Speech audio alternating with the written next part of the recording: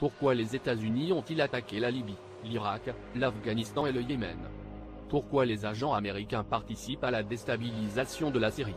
Et pourquoi le gouvernement américain cherche-t-il tant à détruire l'Iran, en dépit du fait que l'Iran n'a attaqué aucun pays depuis 1798? Qui sera le prochain? Et vers quoi allons-nous? Quand vous regardez la trajectoire vers laquelle nous nous dirigeons, cela est incompréhensible. Vous vous basez sur ce que l'on vous a enseigné à l'école. Et cela n'a absolument aucun sens si vous fondez votre vision du monde sur la propagande que les médias dominants tentent de faire passer pour de l'information. Mais c'est parfaitement sensé une fois que vous connaissez les réelles motivations des pouvoirs en place. Pour comprendre ces motivations, nous devons d'abord regarder l'histoire. En 1945, l'accord de Bretton Woods a fait du dollar la monnaie de la réserve mondiale, ce qui revenait à libeller en dollars les produits internationaux. Cet accord qui donne aux États-Unis un avantage financier, a été établi à condition que l'argent puisse être convertible en or, au taux constant de 35 $ l'once. Les États-Unis ont promis de ne pas imprimer beaucoup d'argent, mais il ne s'agissait que d'un accord verbal, puisque la Fed a refusé de permettre toute vérification ou surveillance de son processus d'impression. Au cours des années ayant précédé les années 70, les dépenses de la guerre du Vietnam ont fait prendre conscience à de nombreux pays que les États-Unis ont imprimé beaucoup plus d'argent qu'ils n'en avaient en or. Ils ont donc commencé à réclamer de l'or en retour. Évidemment, cela a déclenché une baisse rapide de la valeur du dollar. La situation a atteint son paroxysme en 1971, lorsque la France a tenté de retirer ce qu'elle possédait en or, et que Nixon a refusé. Le 15 août 1971, il prononça le discours suivant. J'ai chargé le secrétaire au Trésor de prendre les mesures nécessaires pour défendre le dollar contre les spéculateurs. J'ai chargé le secrétaire Connally de suspendre temporairement la convertibilité du dollar en or ou les autres actifs en réserve, sauf pour les sommes et conditions jugées dans l'intérêt de la stabilité monétaire ainsi que pour les meilleurs intérêts des États-Unis. Ce n'était évidemment pas une suspension temporaire comme il le prétendait, mais un changement permanent, et pour le reste du monde qui avait confié aux États-Unis son or, il s'agissait purement et simplement d'un vol. En 1973, le président Nixon demanda au roi Faisal d'Arabie Saoudite de n'accepter les paiements pour le pétrole qu'en dollars, et d'investir les profits dans les bons du Trésor et les billets américains. En échange, Nixon garantissait une protection militaire des champs de pétrole saoudiens. L'offre a été étendue à l'ensemble des pays clés producteurs de pétrole dans le monde, et en 1975, tous les membres de l'OPEP ont accepté de ne vendre leur pétrole qu'en dollars américains. Le mouvement consistant à détacher le dollar de sa parité or, en le rattachant au pétrole étranger, ce qui a instantanément forcé tous les pays importateurs de pétrole du monde à maintenir un approvisionnement constant de billets de la réserve fédérale. Et pour avoir ce papier vert, ils doivent envoyer des biens physiques à l'Amérique. Voici comment les pétrodollars sont nés. Les billets s'en allaient, et tout ce dont les États-Unis avaient besoin arrivait. C'est ainsi que les États-Unis sont devenus très riches. Ce fut la plus grande escroquerie financière de l'histoire.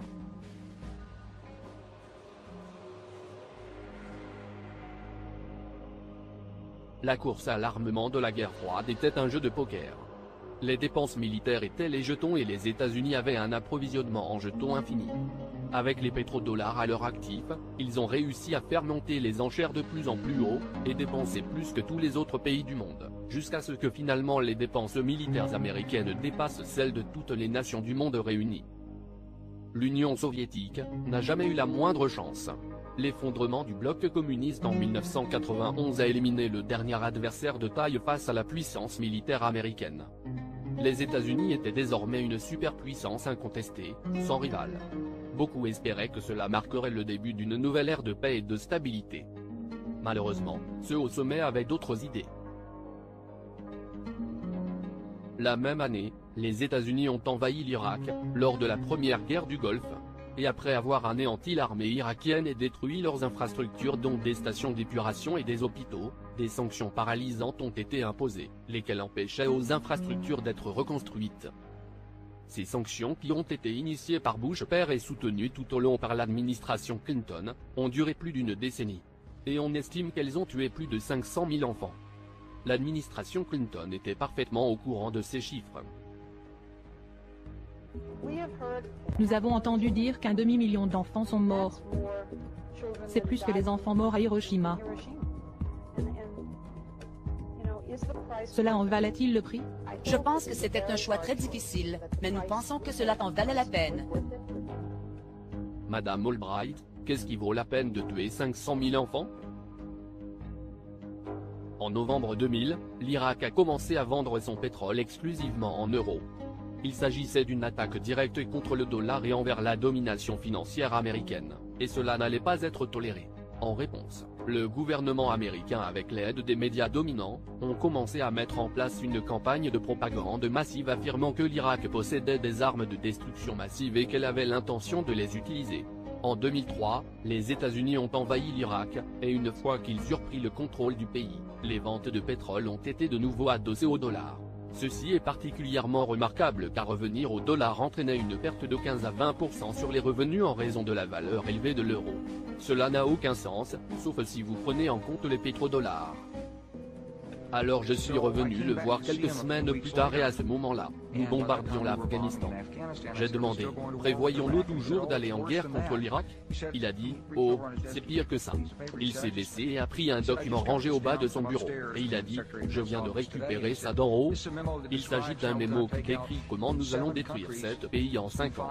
En commençant par l'Irak, la Libye, le Liban, la Somalie, le Soudan, la Syrie, et en finissant avec l'Iran. Jetons un coup d'œil sur les événements de la dernière décennie et voyons si nous pouvons en tirer un modèle. En Libye, Kadhafi était en plein processus d'organisation d'un bloc de pays africains visant à créer une monnaie basée sur l'or, appelée le dinar, qu'il souhaitait utiliser pour remplacer le dollar dans cette région. Les forces américaines et l'OTAN ont déstabilisé puis renversé le gouvernement libyen en 2011, et après avoir pris le contrôle de la région, les États-Unis ont armé les rebelles, exécuté Kadhafi, et immédiatement mis en place la Banque centrale libyenne. L'Iran mène depuis un certain temps une campagne active visant à mettre fin aux ventes de pétrole en dollars. Et l'Iran a récemment passé des accords afin de commencer à vendre son pétrole contre de l'or. En réponse, le gouvernement américain avec l'aide des médias dominants a tenté de créer un soutien international pour encourager des attaques militaires sous le prétexte d'empêcher l'Iran de construire une arme nucléaire. En attendant, ils ont mis en place des sanctions visant à provoquer un effondrement économique de l'Iran. La Syrie est le plus proche allié de l'Iran et ils sont liés par des accords de défense mutuelle. Le pays est actuellement en train d'être déstabilisé avec l'aide secrète de l'OTAN. Et si la Russie et la Chine ont mis en garde les États-Unis de ne pas se lancer dans cette aventure, la Maison-Blanche a quant à elle fait des déclarations au cours des derniers mois indiquant qu'elle envisage une intervention militaire. Il est évident que l'on ne réalise pas ce qu'une intervention militaire en Syrie et en Iran signifie. La conclusion de tout ceci est évidente, tout comme pour l'Irak et la Libye. Les États-Unis travaillent activement pour créer le contexte qui leur donnera la couverture diplomatique pour faire ce qu'ils ont déjà prévu de faire. Le motif de ces invasions et actions clandestines devient clair lorsqu'on les regarde dans leur contexte global. Ceux qui contrôlent les États-Unis comprennent que si quelques pays commencent à vendre leur pétrole dans une autre monnaie, cela déclenchera un effet domino, et le dollar s'effondrera. Ils ont conscience du fait qu'il n'y a absolument rien d'autre qui maintienne la valeur du dollar en ce moment, et le reste du monde aussi. Mais plutôt que d'accepter le fait que le dollar se rapproche de la fin, les pouvoirs en place ont mis en œuvre une manœuvre bien réfléchie. Ils ont décidé d'utiliser la force brute de l'armée US pour écraser toute résistance au Moyen-Orient et en Afrique. Le dinar à lui seul serait suffisamment nuisible, mais ce que vous devez comprendre, c'est que cela ne va pas se terminer avec l'Iran. La Chine et la Russie ont déclaré publiquement dans des termes sans équivoque, qu'ils ne toléreront pas une attaque contre l'Iran ou la Syrie. L'Iran est l'un de leurs principaux alliés et l'un des derniers producteurs de pétrole indépendants dans la région. Et ils ont conscience que si l'Iran s'effondre, alors ils n'auront aucun autre moyen d'échapper à la valeur du dollar que de mener la guerre. Et pourtant, les États-Unis poussent à cela en dépit des mises en garde. Ce que nous voyons ici, c'est une trajectoire qui mène tout droit à l'impensable. C'est une trajectoire qui a été cartographiée il y a des années en ayant conscience des conséquences humaines que cela implique. Mais qui sont ceux qui nous mènent dans le mur? Quel genre de psychopathe est prêt à déclencher un conflit mondial qui entraînerait des millions de morts juste pour protéger la valeur d'une monnaie papier? Évidemment, ce n'est pas le président. La décision d'envahir la Libye, la Syrie ou l'Iran, a été prise des années avant qu'Obama soit sous le feu des projecteurs. Et pourtant, il ne fait qu'exercer ses fonctions tout comme l'ont fait les marionnettes qui l'ont précédé. Alors, qui tire les ficelles? Bien souvent, la meilleure réponse se trouve dans une autre question. À qui cela profite? Bien sûr, ceux qui ont le pouvoir d'imprimer le dollar à partir de rien ont le plus à perdre si le dollar s'effondre. Depuis 1913, ce pouvoir est détenu par la Réserve fédérale. La Fed est une entité privée détenue par un conglomérat des banques les plus puissantes au monde et les hommes qui contrôlent ces banques sont ceux qui tirent les ficelles. Pour eux, c'est juste un jeu. Votre vie ainsi que celle de ceux que vous aimez ne sont que des pions sur leur échiquier. Est-elle un enfant gâté de 4 ans qui jetterait l'échiquier au sol dès qu'il commence à perdre? Les pouvoirs en place sont prêts à déclencher une troisième guerre mondiale pour garder le contrôle sur le système financier mondial. Rappelez-vous-en lorsque les guerres s'étendront et s'accéléreront. Rappelez-vous-en lorsque votre fils, ou celui du voisin rentrera dans un cercueil couvert d'un drapeau. Rappelez-vous-en lorsqu'ils pointeront du doigt le nouveau Ben Laden. Parce que ces aliénés qui dirigent ce spectacle iront aussi loin que vous le leur permettrez. Alors, combien de temps nous reste-t-il? J'entends ça constamment, mais c'est la mauvaise question. Demander combien de temps il nous reste est une posture passive. C'est l'attitude d'un prisonnier qui attend qu'on le sorte d'un fossé et qu'on lui tire une balle dans la tête. Quelles sont nos chances? Peut-on changer le cours des choses? Mauvaise question encore. Les chances n'ont plus d'importance.